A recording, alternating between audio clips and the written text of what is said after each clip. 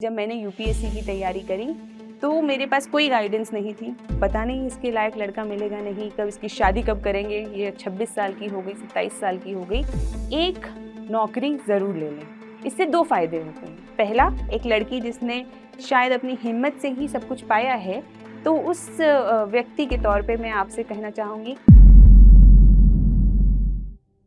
तो जो भी ऐसी लड़कियां हैं जो मुझे आज सुन रही हैं और जिनका करियर अभी बनने की स्टेज पर है या बहुत ही 3-4 साल के समय में उन्हें अपना करियर बनाना है, मैं उनको ये मैसेज देना चाहती हूँ कि सबसे पहले अपने आप को फाइनेंशियली इंडिपेंडेंट करें।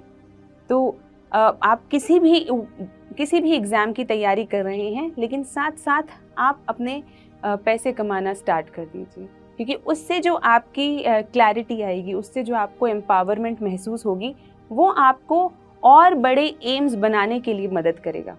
क्योंकि जब हम एक मध्यम वर्गीय परिवार से बिलोंग करते हैं, तो उस वक्त पे हमारे सपने भी कहीं ना कहीं मध्यम ही रह जाते हैं। तो जब हम उन सपनों को, बड़े सपनों तक पहुंचने के लिए हमें ऐसा लगता है कि शायद हम वहां तक नहीं पहुंच पाएंगे, शायद हमारे पास वो रिसोर्सेज ही नहीं है, वो सपोर्ट ही नहीं है, वो गाइडेंस ही नहीं है जो हमें उन सपनों की उड़ान तक ले जाए। जैसे कि मैं अपना बता सकती हूँ कि जब मैंने यूपीएससी की तैयारी करी तो मेरे पास कोई गाइडेंस नहीं थी, खास रिसोर्सेज भी नहीं थे और सपोर्ट था मेरे पास, मेरे पेरेंट्स का बहुत अच्छा सपोर्ट था। लेकिन ये बहुत सारे अलग अलग चैलेंजेस आते हैं। तो इसीलिए सबसे पहले आप जिस भी लेवल की सरकारी नौकरी के लिए तैयारी करना चाहते हैं, किसी प्राइवेट फर्म में एंगेज होना चाहते हैं, एक नौकरी ज़रूर ले लें।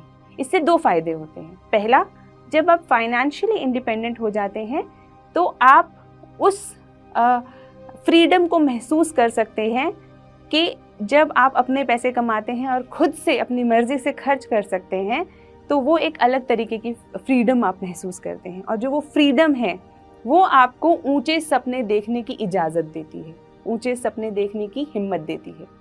दूसरा, जब आप कमाने लगते हैं तो आपको कीमत महसूस होती है। आपको महसूस होता है कि जो ये मेहनत है, जब मैं इतनी वैल्यू पे इतना कमा सकती हूँ, तो जब मैं अपनी वैल्यू बढ़ा लूँगी, जब मैं अपने आप को और स्किल्ड कर लूँगी, जब मैं अपने आप को और ज़्यादा वैल्यूएबल कर लूँगी इस समाज के अंदर, तो शायद मैं और ज़्यादा कमा पाऊँगी। तो वो जो आपकी सोच है वो आपको बड़े सपने देखने के लिए मोटिवेट करती है। तो ये सबसे पहले फाइनेंशियली इंडिपेंडेंट होना है। दूसरा, ये जो आप फाइनेंशियल इंडिपेंडेंस लेंगे, ये आपका प्लान बी बनेगा। जब आप यूपीएससी की तैयारी करेंगे या किसी भी और बड़े एग्जाम की अगर आप तैयारी कर रहे हैं, तो आपके पास पीछे प्लान बी है। आपको पता है कि आपके पास एक फॉल बैक ऑप्शन है, तो जो आपको हिम्मत दे रखेगा। अक्सर लड़कियों के माता पिता पे एक और बहुत बड़ा दबाव होता है कि उनकी शादी कर दी जाए। तो जो ये दबाव है, ये कहीं ना कहीं उनकी प्रोफेशनल ग्रोथ में बहुत बड़ा हर्डल है, बहुत बड़ा रोड़ा है। तो इस दबाव को पेरेंट्स कैसे हैंडल करें और जो हमारी गर्ल्स हैं वो कैसे हैंडल करें, ये बहुत ज़रूरी है। क्योंकि जैसे ही आप कोई ऐसे वाले एग्ज़ाम जिसमें समय ज़्यादा लगता है, चाहे वो मेडिकल की तैयारी है, चाहे वो यूपीएससी का एग्ज़ाम है, चाहे वो सीए की पढ़ाई है, जिनमें ज़्यादा समय लग जाता है, 2-3-4 साल लग जाते हैं ग्रेजुएशन के बाद भी। तो उन सारे एग्ज़ाम्स की तैयारी के अंदर सबसे बड़ी परेशानी क्या आती है कि रिश्तेदार बोलते हैं, अब इसको और कितना पढ़ाओगे, लड़का तो मिलेगा नहीं इसके लायक। दूसरा कि अब शादी कर दो ना, अपने ससुराल जाके पढ़ लेगी। तो इस तरीके के जो वाक्यात होते हैं, इस तरीके के जो सजेशंस होते हैं, वही अक्सर एक लड़की की पढ़ाई के रुकने का कारण बन जाते हैं। तो ऐसा जब लोग पूछते हैं कि हमारे देश में लड़कियों की जो परसेंटेज या प्रोपोर्शन है वो सिविल सर्विसेज के अंदर और सीए जैसे एग्ज़ाम्स के अंदर कम क्यों है, उसका कारण यही है कि समाज जो है वो ज़्यादा पढ़ने वाली लड़कियों को एक तरीके के दबाव में रखता है कि अब पता नहीं इसके लायक लड़का मिलेगा नहीं, कब इसकी शादी कब करेंगे, ये 26 साल की हो गई, 27 साल की हो गई। तो इन सब दबाव से आपको उभरना होगा, क्योंकि जो लायकता है उसका कोई पैमाना नहीं होता कि वो 26 पे आएगी कि 27 पे आएगी। लेकिन सबसे ज़रूरी क्या है, लायक बनना। तो ऐसे जो पेरेंट्स हैं, मैं उनको बोलूँगी, मेरे पेरेंट्स ने मुझे सपोर्ट किया, और मैं उनसे गुजारिश करूँगी कि वो भी आगे अपनी बेटियों को सपोर्ट करें, क्योंकि उनके सपोर्ट के बिना, समाज का मुझे नहीं पता, लेकिन उनके सपोर्ट के बिना बेटियों को पर नहीं मिलते। समाज तो शायद आपके साथ ना हो, लेकिन आपके परिवार आपके साथ अक्सर होगा, सरकार आपके साथ है, और बहुत सारी स्कीम्स हैं, बहुत सारे रास्ते हैं। और आजकल तो इंटरनेट की दुनिया में सब नॉलेज और सारी चीज़ें बहुत ही फ्रीली अवेलेबल हैं आप लोगों के लिए। तो इन सब अपॉर्चुनिटीज़ का फ़ायदा उठा के कोशिश कीजिए कि आप अपने आप को एक सशक्त महिला या सशक्त लड़की बना सकें, क्योंकि अक्सर ऐसा होता है कि चाहे हमारे पास सब कुछ हो, लेकिन हम कई बार हिम्मत नहीं कर पाते।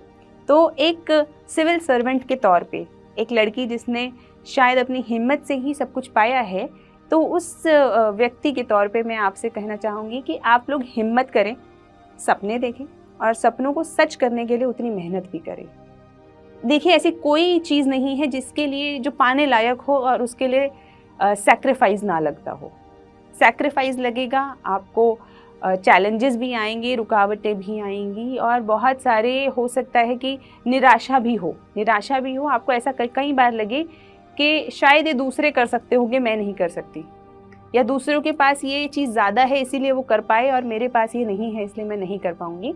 तो जब भी आपके मन में ऐसी चीज़ें आएँ तो याद रखें, थोड़ी उठा के ना महान लोगों की बायोग्राफीज़ पढ़ लें, है ना, किसी की भी पढ़ लें, इब्राहिम लिंकन की पढ़ लें, विवेकानंद जी की पढ़ लें, गांधी जी की पढ़ लें। आप खुद महसूस करेंगे कि हमारे चैलेंजेस तो उनके चैलेंजेस के आगे कुछ नहीं थे, और उन्होंने जिन चैलेंजेस को ओवरकम करके महानता को हासिल किया, वो हमारी छोटी मोटी परेशानियों को, मतलब हमें खुद को ऐसा तुच्छ महसूस होने लगेगा कि हम कितनी छोटी परेशानियों से परेशान हो रहे हैं। तो इसीलिए जो अपने आइडियल्स हैं वो ऐसे लोगों को बनाएं जिन्होंने स्ट्रगल्स को पार करके जीत हासिल करी हो, और हिम्मत बनाए रखें, ऊंचे सपने देखें और उन्हें पूरा करने के लिए उतने ही सैक्रिफाइस, हिम्मत और जिसे कहना चाहिए जिज्विशा को बनाए रखें।